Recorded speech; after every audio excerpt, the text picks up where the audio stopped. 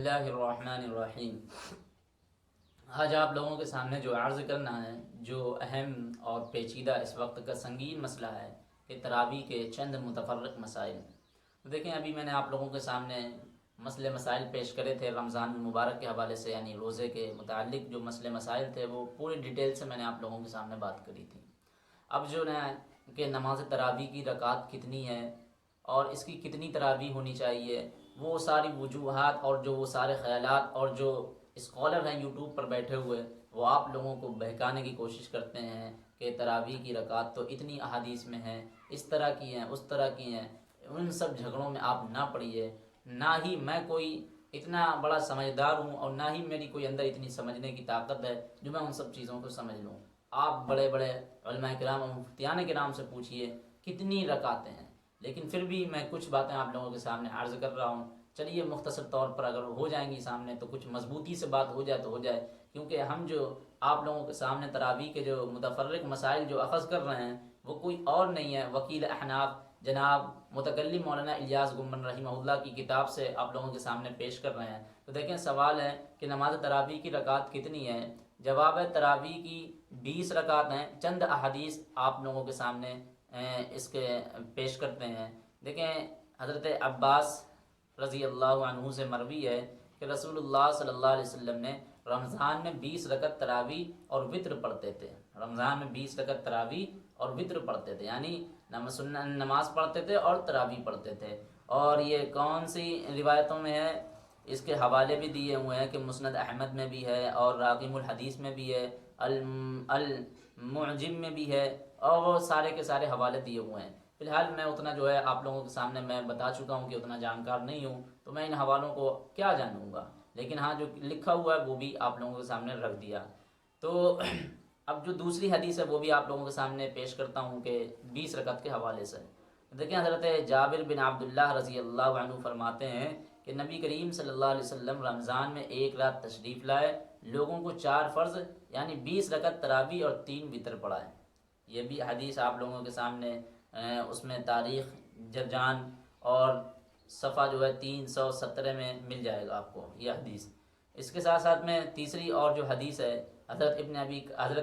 حضرت ابی بن کعب فرماتے ہیں کہ حضرت عمر بن خطاب نے مجھے حکم دیا کہ میں رمضان کی راتوں میں نماز تراویح پڑھاؤں، تو میں نے لوگوں کو 20 رکعت نماز تراویح پڑھائی۔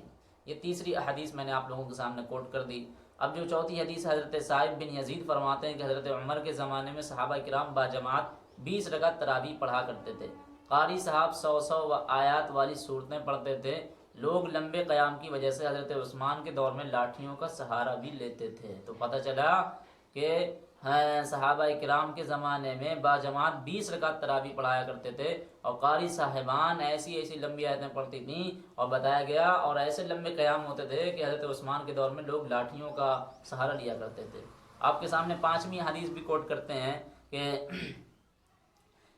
امام زید اپنے والد امام زین العابدین سے اور وہ اپنے والد حضرت حسین سے روایت فرماتے ہیں کہ حضرت علی نے جس امام کو رمضان میں تراویح پڑھانے کا حکم دیا تھا اس سے فرمایا تھا کہ وہ لوگوں کو 20 رکعت پڑھائے، ہر 2 رکعت پر سلام پھیرے، ہر 4 رکعت کے بعد آرام کا اتنا وقفہ دے کہ حاجت والا فارغ ہو کر وضو کر لے، اور یہ سب سے آخر میں وطر پڑھائے۔ تو یہ 5ویں حدیث ہو گئی۔ چلیے اب 6ٹھی حدیث آپ لوگوں کے سامنے بھی پیش کر دیتے ہیں۔ حضرت زید بن وہب فرماتے ہیں حضرت عبداللہ بن مسعود رمضان میں ہمیں تراویح پڑھاتے اور گھر لوٹ جاتے، تو ابھی رات باقی ہوتی تھی۔ حدیث کے راوی امام اعمش رحمۃ اللہ فرماتے ہیں کہ آپ 20 رکعت تراویح اور 3 رکعت وطر پڑھتے تھے۔ اب اس پر اجماع امت بھی ہے، لیکن تمام صحابہ کا اجماع ہے کہ تراویح 20 رکعت ہیں۔ ملا علی قاری لکھتے ہیں کہ تمام صحابہ کا اجماع ہے کہ تراویح 20 رکعت ہی ہیں۔ محدث علامہ ابو زکریا یحییٰ بن شرف الدین نووی فرماتے ہیں اعلم ان صلاۃ التراویح سنت باتفاق العلماء وہی 20 رکعہ، یعنی نماز تراویح با اتفاق علماء سنت ہے اور یہ 20 رکعتیں ہیں۔ اتفاق علماء سنت ہے اور یہ 20 رکعتیں ہیں۔ 20 رکعت تراویح پر اہل سنت والجماعت کے مزید دلائل اور غیر مقلدین کے اعتراضات کے دلائل کے مسکت جوابات کے لیے آپ مولانا الیاس گنبد حفظ اللہ کی کتابیں پڑھ سکتے ہیں، ان کے بیانات سن سکتے ہیں، اور جو زبردست دلائل ہیں ان کے سن سکتے ہیں۔ تو دیکھیں، فی الحال میرے سامنے یہ مسئلہ نہیں ہے کہ کتنی تراویح ہونی چاہیے، کتنی رکعت ہے، لیکن میں نے پھر بھی وہ ساری باتیں آپ لوگوں کے سامنے عرض کر دیں، اور مجھ کو کچھ نہیں چاہیے، مجھے تو 20 رکعت ہر حال میں تراویح پڑھنا ہی پڑھنا ہے۔ آپ کے سامنے اتنی حدیثیں کوٹ کر دیں۔ فی الحال میں مسئلے مسائل بتا رہا تھا، لیکن کہاں کچھ چیزیں آپ لوگوں کے سامنے یہ بھی عرض کر دیں۔ تو دیکھیں، اب ہے تسبیح تراویح کا مسئلہ۔ سوال ہے کہ تراویح کی ہر 4 رکعت کے بعد تسبیح تراویح پڑھنا کیسا ہے؟ کیا اس کا کوئی ثبوت بھی ہے؟ جواب ہے، فقہ حنفی کا اصل مسئلہ یہ ہے کہ دو تربیحہ کے درمیان نمازی کو اختیار ہے، چاہے تو تسبیح کرے، چاہے تو حمد و ثنا کرے، اگر چاہے تو سکوت اختیار کرے اور اگلی رکعت کا انتظار کر دے۔ تو یہ دونوں چیزیں آپ لوگوں کو ملی ہیں، چاہے تو آپ جو ہے تراویح کی دعا بھی پڑھ لیں، اور چاہے تو اگر تسبیح پڑھ لیں، کچھ اور بھی پڑھ لیں، چاہے تو حمد و ثنا بیان کر لیں، اور چاہے تو اپنے منہ پہ سکونت اختیار کر لیں۔ فی الحال اب جو ہمارا مسئلہ ہے وہ یہ ہے کہ تراویح میں ختم قرآن۔ دیکھیں، سوال ہے کہ تراویح میں قرآن مکمل کرنے کی کیا شرعاً حیثیت ہے؟ آیا ایک سے زائد مرتبہ بھی تراویح میں ختم قرآن کیا جا سکتا ہے؟ جواب ہے، تراویح میں ایک بار مکمل قرآن کریم ختم کرنا سنت ہے، اس کو چھوڑنے والا تارک سنت کہلائے گا۔ ہاں، ایک سے زائد مرتبہ قرآن کریم ختم کرنا باعث ثواب اور سعادت بھی ہے۔ تو اسی کو دوسری حدیث میں پیش کرتے ہیں۔ حضرت حسن بصری فرماتے ہیں کہ جو شخص رمضان میں لوگوں کو نماز تراویح پڑھائے، ان سے آسانی کا معاملہ کرے۔ اگر اس کی قرأت آہستہ ہو تو ایک قرآن کریم کا ختم کرے، قرأت کی رفتار درمیانی ہو تو 1.5، اور تیز قرأت کر سکتا ہو تو پھر 2 بار قرآن کا ختم کرنا۔ اب آیا تراویح میں قرآن مجید دیکھ کر پڑھنے کا کیا مسئلہ ہے؟ سوال ہے کہ تراویح میں قرآن کریم دیکھ کر پڑھنا جائز ہے؟ جواب ہے، تراویح میں قرآن پاک دیکھ کر پڑھنا جائز نہیں ہے۔ اس کے بارے میں آپ کے سامنے حضرت عبداللہ بن عباس رضی اللہ عنہ کی روایت ہے کہ امیر المؤمنین حضرت عمر نے ہمیں منع فرمایا کہ ہم امام بن کر قرآن پاک دیکھ کر پڑھائیں۔ یعنی آپ کے سامنے حضرت مجاہد اس بات کو ناپسند فرماتے تھے کہ آدمی امام بنے اور قرآن دیکھ کر پڑھائے۔ یہ بات ہی نہیں پسند ہے کوئی امام ہو اور پھر اس کے بعد اس کو قرآن کو دیکھ کر پڑھائے۔ اب ہے نابالغ کی امامت کا مسئلہ، یعنی قرآن کریم کو تراویح میں ہرگز نہیں دیکھ کر قرآن کو پڑھ سکتے ہیں، منہ زبانی پڑھنا، بغیر دیکھے پڑھنا ہے۔ نابالغ کی امامت کا مسئلہ، سوال کیا نابالغ بچے کے پیچھے تراویح ادا کی جا سکتی ہے؟ جواب ہے، نابالغ بچے کے پیچھے تراویح ادا کرنا جائز نہیں ہے۔ تو سمجھ گئے ہوں گے۔ پھر اسی کے ساتھ ساتھ میں ایک اور آپ لوگوں کے سامنے حدیث پیش کرتا ہے۔ حضرت عبداللہ بن عباس رضی اللہ عنہ فرماتے ہیں کہ امیر المؤمنین حضرت عمر نے ہمیں منع فرمایا کہ ہم امام بن کر قرآن پاک دیکھ کر پڑھائیں، اور ہمیں اس بات سے منع فرمایا کہ بالغ سے امامت مت کروائیں۔ اب ہے تراویح کی اجرت کا مسئلہ۔ دیکھیں، کیا حافظ قرآن کے لیے تراویح کا معاوضہ لینا جائز ہے؟ رقم طے کر کے تراویح پڑھانا کیسا ہے؟ اگر مقتدی اپنی خوشی سے دے دے تو امام کے لیے لینا جائز ہے یا ناجائز ہے؟ جواب، ہمارے محققین اور اکابر اور دور حاضر کے مستند مفتیان کرام کا فتویٰ بھی یہی ہے کہ تراویح کا معاوضہ لینا شرعاً جائز نہیں ہے۔ رقم طے کر کے تراویح پڑھانا کسی بھی صورت میں جائز نہیں ہے۔ ہاں، اگر تراویح پڑھانے والا کوئی حافظ نہ ملے تو تراویح پڑھانے والے کو ماہ رمضان میں نائب امام بنایا جائے، اس کے ذمے 1 یا 2 نماز مقرر کر دی جائے اور معقول تنخواہ طے کر دی جائے۔ اگر پہلے سے وہی امام مقرر ہے اور تراویح بھی اس نے پڑھائی تو اس کی تنخواہ میں خاطر خواہ اضافہ کر دیا جائے تو جائز ہوگا، کیونکہ امام کی اجرت کو جائز قرار دیا گیا۔ امام کو چاہیے کہ اللہ کی رضا کی خاطر پڑھائے، معاوضہ طے بھی نہ کرے، لینے کی نیت بھی نہ رکھے۔ تاہم مقتدیوں میں سے کوئی امام صاحب کو ہدیہ دینا چاہے تو امام کے لیے ہدیہ دینے کی کوئی گنجائش ہے۔ تو سمجھ میں آ گئی ہے۔ تراویح کی اجرت کا مسئلہ یہ ہے کہ آپ اس کو طے کر کے، کوئی بھی حافظ ہو طے کر کے پڑھا ہی نہیں سکتا، یہ گناہ ہے، یہ حرام کام ہے، قرآن کریم کو بیچنا ہو جائے گا۔ ہاں، اگر کوئی خوشی سے دے دیا ہو تو یہ آپ کے لیے ہدیہ ہو سکتا ہے، اور ہدیہ لینے کے لیے آپ کے اندر اور آپ میں اسلام میں گنجائش ہے۔ تو اچھا، اب جو ہے سجدہ تلاوت کے مسائل ہیں۔ دیکھیں، قرآن منبع ہدایت ہے، جب اس کی تلاوت تمام آداب، شرائط اور اس کے حقوق ادا کر کے نہایت غور و خوض سے کی جائے تو اللہ تعالیٰ ہدایت فرماتے ہیں، علم و حکمت کے دریا بہا دیتے ہیں۔ قرآن کریم کی تلاوت کے احکام میں سے ایک حکم سجدہ تلاوت بھی ہے کہ بعض متعین آیات کریمہ کی تلاوت کرنے اور سننے کے بعد سجدہ کرنا واجب ہو جاتا ہے۔ سجدہ تلاوت کا طریقہ کیا ہے مسئلہ سجدہ تلاوت کرنے کا طریقہ تو ایک یہ ہے کہ اللہ اکبر کہتے ہوئے بغیر ہاتھ اٹھائے سجدے میں چلا جائے، سجدے میں کم از کم 3 بار سبحان ربی الاعلیٰ کہہ کر اللہ اکبر کہتے ہوئے سر اٹھا لے، بس سجدہ تلاوت ادا ہو گیا۔ دوسرا مسئلہ بہتر یہ کہ کھڑے ہو کر بغیر ہاتھ اٹھائے پہلے اللہ اکبر کہہ کر سجدے میں جائے اور 3 مرتبہ سبحان ربی الاعلیٰ کہے، پھر اللہ اکبر کہتے ہوئے کھڑے ہو جائیں، اور نہ بیٹھ کر اللہ اکبر کہہ کر سجدے میں نہ جائیں، اور ورنہ بیٹھ کر اللہ اکبر کہہ کر سجدے میں جائیں، 3 بار سبحان ربی الاعلیٰ کہیں اور اللہ اکبر کہہ کر بیٹھ جائیں، آپ کا سجدہ تلاوت ادا ہو گیا۔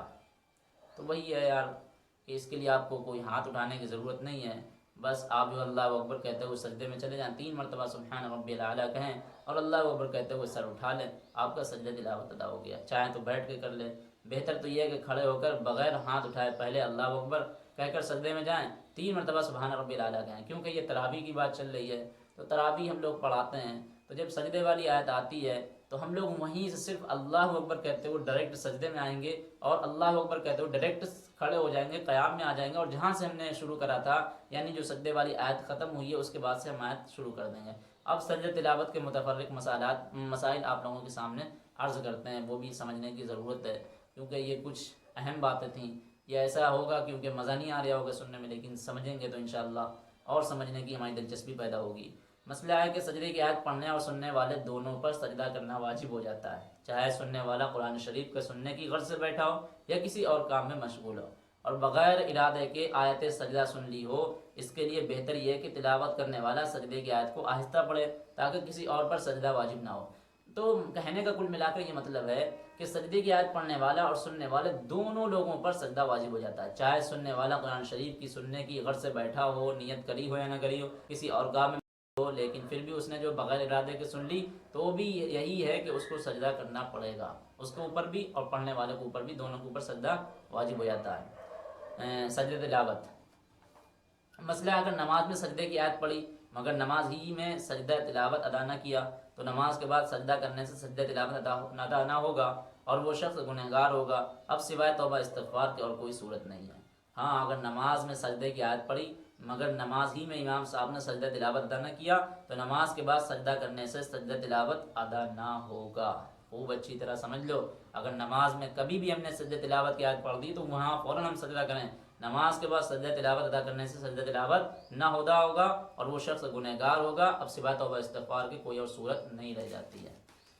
پھر ہے مسئلہ امام صاحب جب سجدے کی آیت بھول گئے اور مقتدی نے پڑھ کر لقمہ دیا اور امام صاحب نے وہ آیت پڑھ کر سجدہ تلاوت کیا تو بس یہ ایک سجدہ ہی کافی ہے، الگ الگ 2 سجدے کرنا واجب نہیں ہے۔ خوب اچھی طرح سمجھ گئے ہوں گے کہ امام صاحب سجدے والی آیت بھول گئے، ارے مان لو کہ ہم تراویح پڑھا رہے یار، ہم سجدہ تلاوت والی بھول گئے، مقتدی نے پڑھ کر لقمہ دے دیا، یا کوئی جو ہے نائب امام ہے وہ سن رہا تھا، اس نے جو ہے مقتدی نے پڑھ کر بتا دیا اور امام صاحب نے وہ آیت پڑھ کر پھر سجدہ تلاوت کیا، تو اب یہ ایک ہی سجدہ ہوگا، امام صاحب جو کر لیں وہ ایک ہی سجدہ ہوگا، الگ الگ اس کے لیے 2 سجدے نہیں کرنا پڑیں گے۔ یہ بھی مسئلہ سمجھ لیا۔ مسئلہ ہے نماز میں اگر کوئی شخص آیت سجدہ پڑھے تو فوراً سجدہ کرنا واجب ہے، اگر چھوٹی چھوٹی 3 آیتیں یا ایک لمبی آیت پڑھ کر سجدہ تلاوت کیا تو آخر میں سجدہ سہو کرنا واجب ہے، اگر 3 چھوٹی آیات سے کم تلاوت کر کے ہی سجدہ تلاوت کر لیا تو سجدہ سہو واجب نہیں ہے۔ لیکن مسئلہ سمجھنے کا بہت گہرائی میں ہے کہ نماز میں اگر کوئی شخص آیت سجدہ پڑھے تو فوراً سجدہ کرنا اس کے لیے واجب ہے، اگر چھوٹی چھوٹی 3 آیتیں یا ایک لمبی آیت پڑھ کر سجدہ تلاوت کیا تو آخر میں سجدہ سہو کرنا واجب آ جائے گا، یعنی سجدہ تلاوت کے بعد اس نے سجدہ تلاوت ادا نہ کیا اور 3 آیتیں لمبی لمبی پڑھ لی، اس کے بعد پھر جب اس نے سجدہ تلاوت کیا تو آخر میں سجدہ سہو کرنا آپ کے لیے واجب آ جائے گا، جو واجبات نماز کے لیے شرط آتی ہے کہ واجبات نماز میں سے اگر کوئی چیز چھٹی ہے یا مسٹیک ہوئی ہے تو سجدہ سہو کرنا واجب ہے، اور اگر 3 چھوٹی آیات سے کم تلاوت کر کے ہی سجدہ تلاوت ادا کر لیا تو سجدہ سہو واجب نہیں ہوگا۔ مسئلہ تراویح میں سجدہ تلاوت کا اعلان کرنا ضروری نہیں ہے، اگر اعلان کرے تو منع بھی نہیں ہے، لیکن اعلان کرنے والے کو لازم نہ سمجھا جائے کیونکہ خیر القرون میں سلف صالحین سے اعلان کرنا ثابت نہیں ہے۔ ہاں، اگر مقتدیوں کی نماز میں تشویش پیدا ہونے کا اندیشہ ہو تو اعلان کر دینا بہتر ہے۔ مطلب یہ ہے کہ یار تراویح میں جب ہم پڑھا رہے ہیں قرآن کریم کو سن رہے ہیں مقتدی حضرات تو ہم یار بتا دیں پہلے سے، لیکن یہ کوئی ضروری نہیں ہے، یعنی ان کو اعلان کرنا ضروری نہیں ہے اور اعلان کرنا منع بھی نہیں ہے، مطلب اعلان کرنا منع بھی نہیں ہے، مطلب اعلان کرنا سجدہ تلاوت کا ضروری بھی نہیں ہے، لیکن یہ آپ کے مقتدیوں کے اوپر ہے۔ اگر آپ کے مقتدی ہوشیار ہیں اور سمجھدار ہیں تو اچھا ہے آپ اعلان نہ کریں، لیکن ہمیں تو ایسا ہوتا ہے کہ ہم لوگ بیچارے جاہل لوگ ہوتے ہیں سننے والے، پیچھے ہم لوگوں کو پتہ نہیں ہوتا، ناظرہ کرے ہوتے ہیں کیا ہوتا کیا نہیں ہونا ہے، تو ہم بہتر یہی سمجھتے ہیں کہ یار بتا دیں، اعلان کر دیں تاکہ وہ بھی الرٹ ہو جائیں، کہیں ایسا نہ ہو کہ وہ بھی تشویش میں ڈل جائیں۔ اور اعلان نہ کرنا یہ خیر القرون اور سلف صالحین سے بھی ثابت ہے، کیونکہ صحابہ کرام اور بزرگوں کے دور میں یہ اعلان نہیں ہوتا تھا۔ مسئلہ ہے جس رکعت میں آیت سجدہ پڑھی اس رکعت میں سجدہ کرنا بھول گیا تو دوسری یا تیسری رکعت میں جب بھی یاد آ جائے فوراً سجدہ کر لے اور آخر میں سجدہ سہو بھی کرے۔ کیا ہے مسئلہ، خوب اچھی طرح سمجھ لو، یہ بہت اہم باریکی مسئلے ہیں، میرے لیے بھی ہیں اور آپ کے لیے بھی ہیں۔ اللہ کرے سب سے پہلے میرے سمجھ میں آ جائے، کیونکہ میں تراویح پڑھا رہا ہوں، اگر مجھ سے مسٹیک ہو گئی تو پھر اور سارا گڑبڑ ہو جائے گا۔ جس رکعت میں آیت سجدہ پڑھی اس رکعت میں سجدہ کرنا بھول گیا تو دوسری یا تیسری رکعت میں، یعنی جب دوسری یا تیسری آیت آگے پڑھ لی اور جب یاد آیا کہ یار اس رکعت پر سجدہ تھا تو فوراً سجدہ کر لے، اور ساتھ ہی ساتھ میں جب اتحیات میں بیٹھے دوسری رکعت پر تو فوراً جو ہے سجدہ سہو بھی کر لے، اس سے یہ ہو جائے گا سجدہ تلاوت ادا ہو جائے گا۔ مسئلہ ہے بغیر وضو کے سجدہ تلاوت کرنا جائز نہیں ہے، یہ تو بات سمپل سی بات ہے۔ اگر ایک آیت سجدہ تلاوت کی ہے یا سنی ہے تو صرف ایک سجدہ ادا کیا جائے گا، ایک سے زائد نہیں۔ اگر 2 بار سنا ہے تو 2 بار، 3 بار 3 بار۔ مسئلہ ہے اگر کئی آیت سجدہ تلاوت کی ہیں یا سنی ہیں تو جتنی تعداد آیت سجدہ کی ہیں اتنے ہی سجدے ادا کیے جائیں گے۔ مثلا اگر 5 آیات سجدہ تلاوت کی ہیں یا سنی ہیں تو صرف 5 سجدے ہی کیے جائیں گے، جس طرح ہم قرآن کریم میں پڑھتے ہیں جو 14 سجدے ہم لوگ سنتے ہیں، 14 سجدے والی آیت، تو اگر کبھی ریپیٹ ہو جائے تو ہمیں اتنے ہی سجدے کرنے بھی پڑ جاتے ہیں۔ مسئلہ ہے فوراً اسی وقت سجدہ کرنا ضروری نہیں ہے، لیکن مستحب یہ ہے کہ وضو ہو تو اس وقت سجدہ کر لے، شاید بعد میں یاد نہ رہے۔ ہاں تو یہ بھی ہوتا ہے کہ یار اسی وقت میں سجدہ کوئی ضروری نہیں ہے، لیکن اگر وضو ہے سب کچھ کر ہی رہے ہیں تو پھر سجدہ بھی تلاوت ادا کرتے چلیں۔ مسئلہ جو چیزیں نماز کے لیے شرط ہیں وہ سجدہ تلاوت کے لیے بھی شرط ہیں، مثلا وضو کا ہونا، جگہ کا پاک ہونا، بدن اور کپڑے کا پاک ہونا، قبلے کی طرف رخ کرنا وغیرہ، یہ ساری چیزیں شرط ہیں۔ مسئلہ اگر کسی عورت نے حیض یا نفاس کی حالت میں کسی سے آیت سجدہ سن لی، اس پر سجدہ تلاوت واجب نہیں ہوا، اور اگر ایسی حالت میں آیت سجدہ سنی کہ مدت حیض یا مدت نفاس پوری ہو چکی تھی لیکن ابھی غسل نہیں کیا تھا تو اب سجدہ تلاوت اس پر واجب ہو چکا ہے، غسل کے بعد اس کا ادا کرنا ضروری ہے۔ بہت اہم مسئلہ ہے یار، اگر کوئی عورت ایسی ہے جو ناپاکی کی حالت میں ہے تو اگر اس نے آیت سجدہ سن لی ہے، کوئی پڑھ رہا ہے تو اس کے اوپر واجب نہیں ہے سجدہ کرنا، لیکن ایسی تھی کہ اس کو اب جو ہے وہ پیریڈ اس کا ختم ہو رہا تھا، سجدہ تلاوت سنی کہ مدت حیض یا مدت نفاس سے اب وہ بری ہو چکی تھی لیکن ابھی اس نے نہایا نہیں تھا، پوری طرح نہیں ہوا، تو اب سجدہ تلاوت اس پر واجب ہے کہ غسل کے بعد فوراً اس کو ادا کرنا لازم اور ضروری ہے۔ مسئلہ نماز پڑھنے کے دوران کسی اور شخص سے سجدہ کی آیت سنی تو نماز میں سجدہ نہ کیا جائے بلکہ نماز مکمل کر لینے کے بعد سجدہ ادا کریں۔ اگر نماز ہی میں سجدہ تلاوت ادا کیا تو وہ سجدہ ادا نہیں ہوگا، دوبارہ کرنا پڑے گا اور گناہ بھی ہوگا۔ بڑا اہم مسئلہ ہے، میں بھی سمجھ لیتا ہوں، اللہ سے دعا کرتا ہوں اللہ ہمارے اندر بھی سمجھنے کی اس مسئلے کو توفیق عطا فرمائے اور آپ کے اندر بھی، کیونکہ نماز پڑھنے کے دوران کسی اور شخص سے سجدے کی آیت سنی تو نماز میں سجدہ نہ کیا جائے بلکہ نماز مکمل کر لینے کے بعد سجدہ ادا کریں گے۔ اگر نماز ہی کی حالت میں سجدہ تلاوت ادا کیا تو وہ سجدہ نہیں ہوگا، دوبارہ کرنے پڑے گا اور گناہ بھی ہوگا۔ سمجھ میں آ رہا ہے؟ نماز میں اگر وہ سجدہ نہیں کرنا، بعد میں نماز مکمل کر لینے کے بعد سجدہ کرنا۔ مسئلہ سجدے کی کوئی آیت پڑھی اور سجدہ نہیں کیا، پھر اسی جگہ نماز کی نیت کی، پھر نماز کی نیت کی، وہی آیت نماز میں پڑھی اور نماز میں سجدہ تلاوت کیا تو یہی سجدہ تلاوت کافی ہے، دونوں سجدے ادا ہو جائیں گے۔ البتہ اگر جگہ بدل گئی ہو تو دوسرا سجدہ کرنا واجب ہوگا۔ اللہ ہم کو اس مسئلے کو سمجھنے کی توفیق عطا فرمائے۔ میں مسئلہ ذرا تھوڑا سا باریکی سے سمجھ لیتا ہوں کہ سجدے کی کوئی آیت پڑھی، سجدہ نہیں کیا، پھر اسی جگہ نماز کی نیت کی، وہی آیت نماز میں پھر پڑھی اور نماز میں سجدہ تلاوت کیا تو یہی سجدہ تلاوت کافی ہے، دونوں سجدے ادا ہو جائیں گے۔ اللہ سمجھ میں آ گئی بات؟ کیا ہے کہ اگر ہم نے کوئی آیت ایسی پڑھی سجدہ تلاوت کی، پھر بعد میں اسی جگہ پر ہم نے نماز بھی پڑھی اور پھر اسی آیت کو ہم نے پھر نماز میں بھی دہرا دیا، اب نماز میں جو ہم سجدہ کر لیں گے تو اب وہ 2 سجدے نہیں کرنا پڑیں گے، وہ ایک ہی سجدہ کافی ہو جائے گی دونوں آیتوں کے لیے۔ مسئلہ ہے اگر آیت سجدہ کی تلاوت کے فوراً بعد یا 2-3 آیت پڑھ کر رکوع کیا اور اس میں نیت سجدہ تلاوت کر لی تو سجدہ تلاوت ادا ہو جائے گا، اور مقتدیوں کی بھی نیت کرنے کی ضرورت ہے، بغیر نیت کے ان کے ذمے سے سجدہ تلاوت ادا نہ ہوگا۔